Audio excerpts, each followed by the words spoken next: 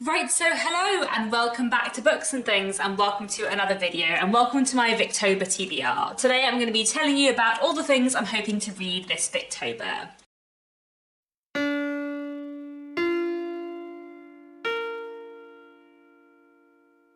So if you don't know what Victober is a month-long readathon that takes place every October, which is all about reading Victorian literature. The whole point of the readathon is just to read as much Victorian literature as you can in October every year. I'm one of the hosts of Victober and have been for the last 7 years, and joining me hosting it this year are Kate Howell, who's also been hosting with me from the beginning, and Marissa from Blatantly Bookish, Rolls from Scadly Dabbling About the Books, and Petra you. They're all fantastic booktubers. I'll link all of our announcement videos down below where you can get recommendations for all the challenges, but today I'm just going to be telling you about what I am hoping to read for Victober. So what I'm doing for this video is the same thing that I did for my Jane Austen July TBR, where I'm sort of combining a TBR and a pile of possibilities. So I have 20 books on this list. I'm obviously not going to read 20 Victorian books in October. I think that is way too ambitious, even if I have a lot more time than I'm expecting to have.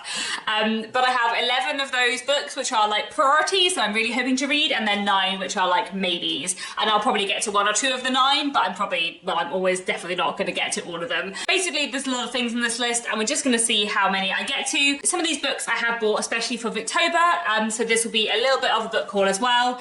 As often is the case when I'm talking about Victorian literature that I haven't read yet, quite a lot of these books I don't know very much about, and I also don't want to know too much about, because I do like to go into Victorian literature not knowing too much about it, and the backs of Victorian classics and classics in general are often very spoilery. So I'm not necessarily going to be able to tell you too much about all the books today, but I am excited for them all. So let's get into my TBR. So I have a few things picked out for each of the challenges, and then I have a few things which don't fit into the challenges as far as I know, which I'll mention at the end. So I have quite a few things picked out for Kate's challenge, which is to read a work of Victorian literature with chronic illness or disability representation. Top of my list for this challenge is probably Hide and Seek by Wilkie Collins, which I've been meaning to read for a while. I have a very hit and miss relationship with Wilkie Collins. I'm hoping to make a video all about Wilkie Collins at some point in Victober, and I'm going to try and read this book first. I'm going to try and read this one in the first week or so of Victober, and then I can include it in my Wilkie Collins video and ranking that I'm going to do later on in the month. I don't know too much about this one. I know it was published in 1854, so I think that means it's one of Wilkie Collins's earlier novels. I'm assuming it is a sensationalist detective kind of novel, as Wilkie Collins's novels usually are, and I have heard that this book has disability representation in it, and that one of the main characters is deaf. Wilkie Collins is one of those Victorian authors who has an awful lot of representation of characters with disabilities in his novels. Some of the representation is good, some of the representation is less good, but I'm kind of intrigued to see what he does with Hide and Seek. I'm really looking forward to Hide and Seek. It's been on my Kindle for ages, but I just haven't picked it up yet, which is why I have bought myself a new physical copy, and I'm excited to read this. I am like getting to the point where I'm slightly running out of Victorian books to read that are popular enough to still be in print, so it's always very exciting when I have a book on my list that I can actually get a nice physical copy of. So yeah, I'm looking forward to this, and I think this will probably be the first thing I read in Victober. My other priority for Kate's challenge is A Noble Life by Dinah Mullet-Craik. I really love Dinah Mullet-Craik. I've read 2 of her novels, Olive and John Halifax Gentleman, both of which I really liked, and both of which had disability representation in, and I think was done really well. And I know that A Noble Life has disability representation in too. I believe the central character has some form of disability, and it's about his life. I kind of don't know too much more about it than that, and I kind of don't want to, because I just really love Dinah Mullet-Craik, and I'm really excited to read more by her. This is an edition that I bought especially for Victober.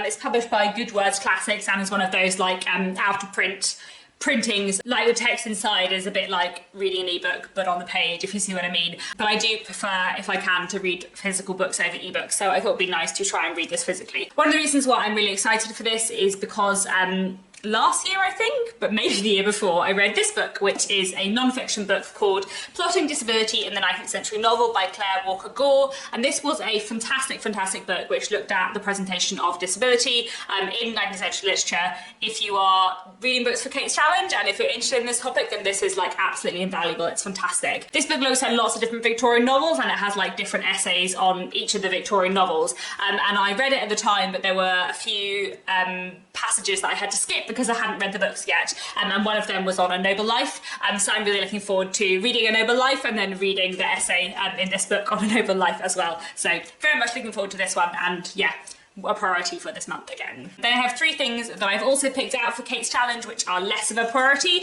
So one thing I have put on the list is The Moonstone by Wilkie Collins, but I'm actually hoping that I will have read this before Victober. As I mentioned, I'm hoping to make a video about Wilkie Collins in Victober, and there are 2 books by Wilkie Collins which I've read, but I've read when I was like 14, 15 and don't really remember very well, which are The Woman in White and The Moonstone. So I'm listening to The Woman in White on audiobook at the moment as I'm filming this, and what I'm planning to do is, once I finish that, immediately start listening to The Moonstone. So I'm hoping that I will have finished The Moonstone before Victober, but if I haven't, I'll read it in Victober. What I do remember about The Moonstone is that it is a sort of mystery sensation novel about what happens when a gemstone that has been given to a young woman for her birthday goes missing, and various people come under suspicion. I remember that it's told through lots of different people's perspectives, and I remember that the butler's perspective was my favourite, and that is basically all that is in my head. I do also know that there are at least one, and I think actually 2 characters in The Moonstone that have some form of disability. This was another book that was talked about in Plotting Disability in the 19th Century novel, and I really enjoyed the way that Claire Walker Gore was talking about The Moonstone, so it'd be interesting to reread The Moonstone with her thoughts in mind as well. So yeah. Hopefully I will get to this in September, not in October, but if I don't, I'll read it in Victober. Then another reread I might get to in Victober, but we'll see how I go, is Olive by Dinah Mullet-Craig. I've just mentioned Dinah Mullet-Craig, I've just mentioned Olive. I would really like to reread Olive this month, partly just because I love it, and it is probably my favourite Victorian novel that I've only read once, if you see what I mean. I feel like all the rest of my favourite Victorian novels I've read at least twice, but Olive I've only read the one time, and I would really like to reread it. And I also feel like it would be really nice to reread it this Victober for Kate's challenge, because I do feel like this is one of the best representations of disability within Victorian literature I've come across. So I feel like it would be quite nice to read for this challenge. However, I feel like because this is a reread, it's slightly less of a priority, especially because I do want to read A Noble Life and discover some new Dinah Mullet-Craig this month. But Olive is a fantastic book. It kind of reminds me in some ways of Jane Eyre. It is very much a coming-of-age story, a Bildungsroman following a character called Olive from her childhood to her adulthood. Olive is born with a curvature in her spine, which means that she doesn't look like the other people around her, and so everyone around her tells her, well, you're not going to get married, you're not going to have children, you're not going to be able to have this conventional female Victorian life. What are you going to do instead? And so it's about what she does with her life, and how people treat her because of her disability, but also how she learns to grasp happiness for herself. And it's very, very excellent, and I love it very much. So I do really want to reread it.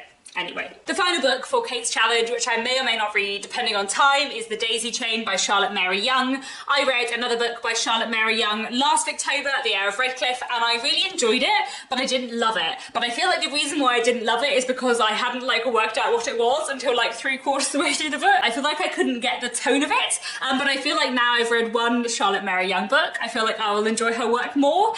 So I'd like to read The Daisy Chain, which I do know has some form of representation of disability in it, because it was another book talked about in Plotting Disability in the 19th Century novel, and it was another of the essays that I'd skipped. So I would really like to read The Daisy Chain this year so that I can finally finish reading every essay in this book. And I'm really hoping that I will try and read it in Victober, but I feel like it is less of a priority, certainly, than Hide and Seek and A Noble Life. Then my challenge is to read a Victorian Bildungsroman or coming-of-age story, and Olive, which I've already mentioned, would definitely count for this challenge. And I don't know about A Noble Life. I don't know how old the character is at the start of A Noble Life, but I feel like that might do, but I'll find out, I suppose, when I read it. And then I have 2 books that I have picked out especially for my challenge. So this is The Ordeal of Richard Feverel by George Meredith. This is a novel from 1859, and I believe it is a coming-of-age story. I have heard that is about all I've heard about it, and that's kind of okay with me. I think there was a subtitle somewhere I found which was something like A Tale of Father and Son, so I think it's about the relationship between a father and son. This is an edition, again, that I bought especially for Victober. This is one of those out of print printings, as it were. So the writing is very, very small. This book looks so thin, but the writing is absolutely tiny. I've been meaning to read more by George Meredith for ages. I read his book, The Egoist, years and years ago, probably about 7 years ago, and I loved it. But it was also the most difficult Victorian book I've ever read.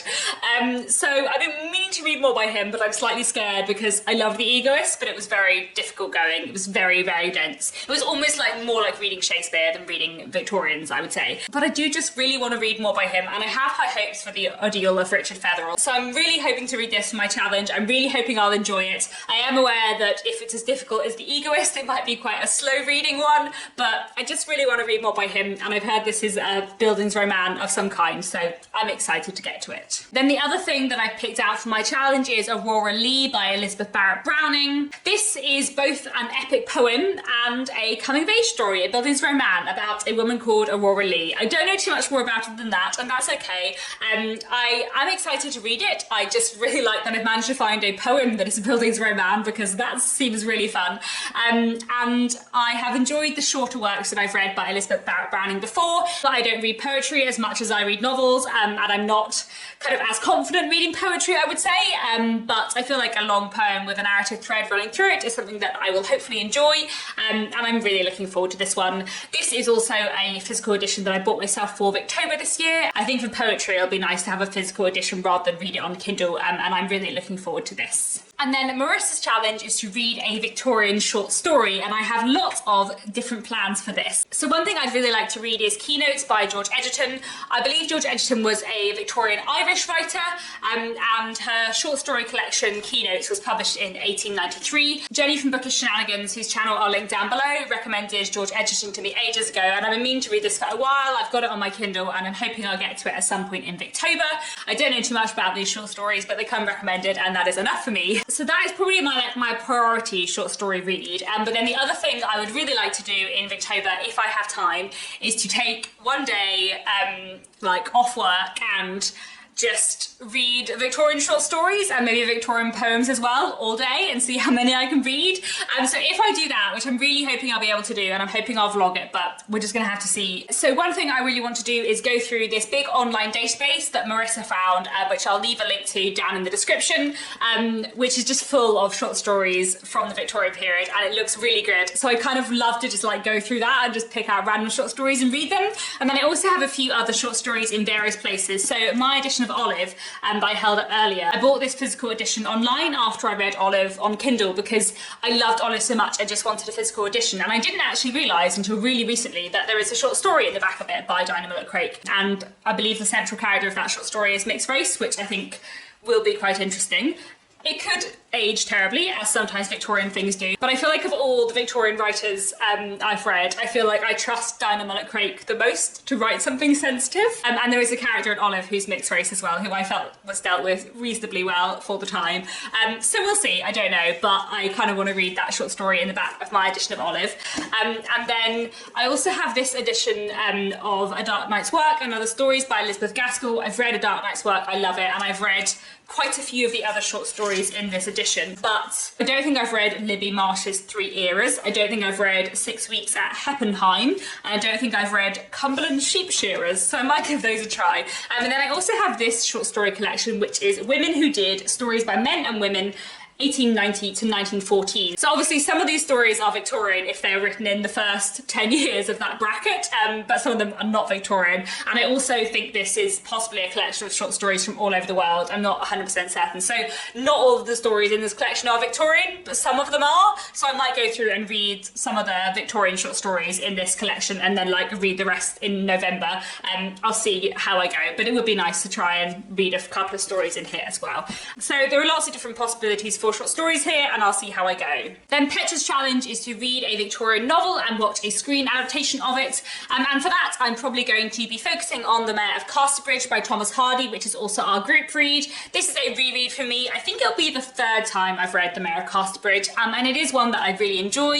The Mayor of Casterbridge tells the story of Michael Henchard, who at the very beginning of the novel gets very drunk and sells his wife and child at a country fair, and then we pick up with him many years later in life when he has repented, learned the error of his ways, made a new start for his life, but of course his past is coming back to haunt him, and it is fantastic, as all of Hardy is. It is emotional and slightly heart-wrenching, but also very, very good. There's a good television adaptation of it from 2003, which I have seen, but not for years, so I'm thinking I'll probably read this and then watch that for Petra's challenge. I think probably rather than reading The Mayor of Casterbridge physically, I'm going to listen to an audiobook, if I can find a good audiobook on Audible, because I have read it twice before or physically, so it'd be nice to have like a slightly different experience of it and try it on audiobook. And as well, because I am reading quite a lot of like relatively obscure Victorian literature this month, not everything I'm reading has an audiobook option, so it would be nice to do an audiobook for the Mayor of Casterbridge where it is a possibility. I was actually also thinking for this challenge I might try and watch the 2016 adaptation of The Moonstone. It might be that I've read The Moonstone in September, but would that still count?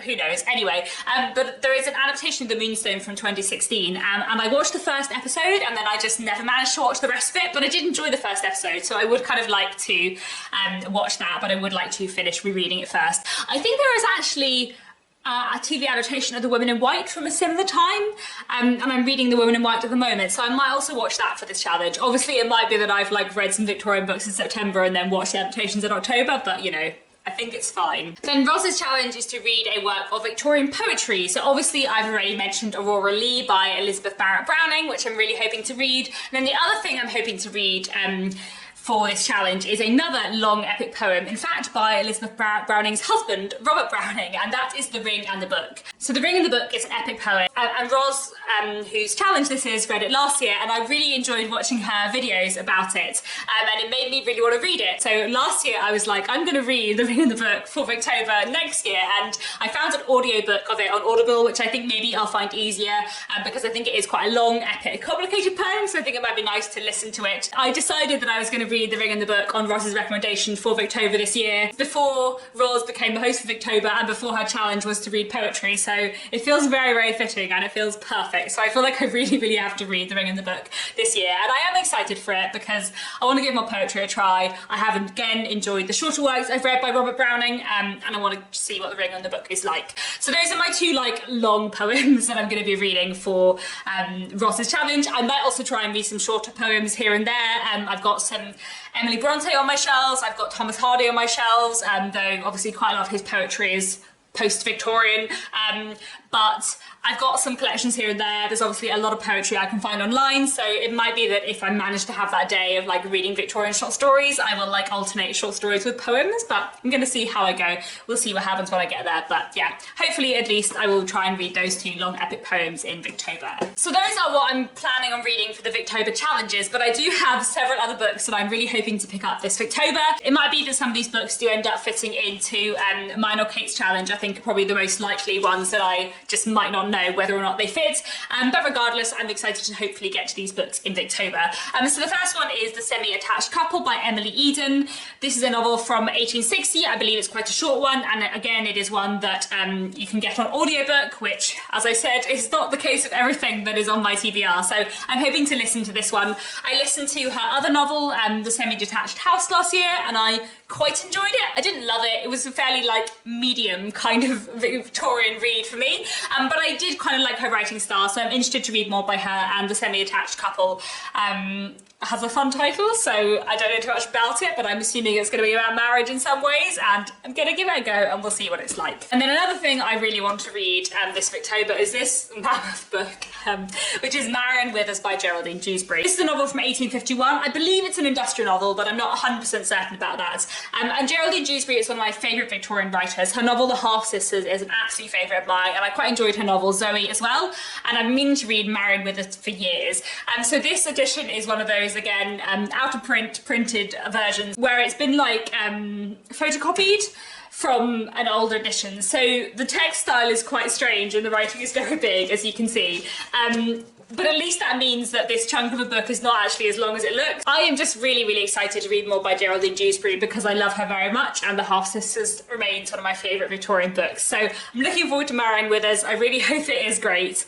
And yeah, this is definitely a priority for this month. Another book I would really like to read this Victober is this. This is The Young Pretenders by Edith Henrietta Fowler. This is a Persephone classic, and this was published first in 1895. I believe this is a children's classic about two very badly behaved children growing up, and it sounds really fun. Plus, I always love Persephone classics. I feel like the Persephone books team just have like fantastic taste, so really looking forward to this. Don't need to know too much more about it, and hopefully I will get to this in Victober. I am going to try hard to prioritize prioritise the ones I have physical copies of, just because it would be nice to get them off my physical TBR, so hopefully I will manage to get to this month. And I would also really like to read another Anthony Trollope book this month. Anthony Trollope is one of my favourite authors, and he wrote an awful lot of books. He wrote 47 novels. I have read 28 of them, so I'm working my way slowly through, and I definitely feel like I need to read something by him this Victober.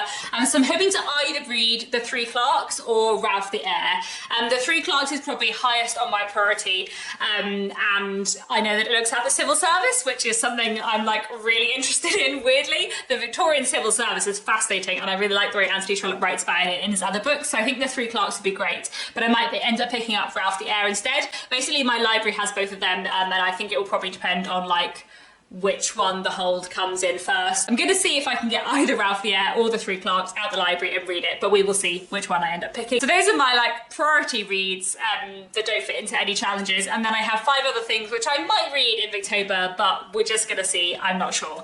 So the first is The Roar of the Sea by Sabine Baring-Gould, which is a novel from 1892 that Kate Howe really recommended when she read it a few months ago, a year ago, I can't remember, but she absolutely loved it and she was really raving about it, so that makes me really excited to read it. I've got it on my Kindle and I would like to read it soon. It might be good to pick it up this Victober, but if not, I'll read it at some point in the next year or two. And then another book I've been meaning to read for ages, ever since it was recommended by Claudia from the Spinster's Library, is Gloriana, or The Revolution of 1900. And this is a book by Lady Florence Dixie, which came out in 1892. So it is about a revolution, a kind of feminist revolution taking place in 1900, obviously in the future from when it was written. I've been meaning to read this for ages. I've got it on my Kindle. Hopefully I'll get to it this Victober, but we will see. And then I would also quite like to read some more Margaret Oliphant if I have the time, because she's another of my favourite authors. And top of my list is The Perpetual Curate from 1869. This is one of her Carlingford Chronicles, and I have read quite a few of them so far, but I've slightly read them out of order. I think I've read 1, 2, 3, and 5, and I think The Perpetual Curate is number 4. Either way, I really want to read The Perpetual Curate. I really love Margaret Oliphant's writing very much, so I'm just excited to read more by her, and I've enjoyed her Carlingford Chronicles so far. If I have time, which I probably won't, I would also like to read more by George Gissing, another of my favourite Victorian authors. I think probably next on my list is Eve's Ransom, which I think, if I'm remembering correctly, is quite a short one, and I've got it on my Kindle, so I might end up squeezing it into Victober, but we'll see. And then finally, one other book which I'm almost certainly going to start in Victober, but I probably won't actually finish until November, and that is The Pickwick Papers by Charles Dickens. As you will have seen last week, 2 weeks ago, at some point recently, I am going to be hosting a mega Dickens read-along starting this October, over 2 years, reading all of Dickens in publication order, and I'm very excited. And the first book is, of course, The Pickwick Papers, which we're reading over October and November 2022.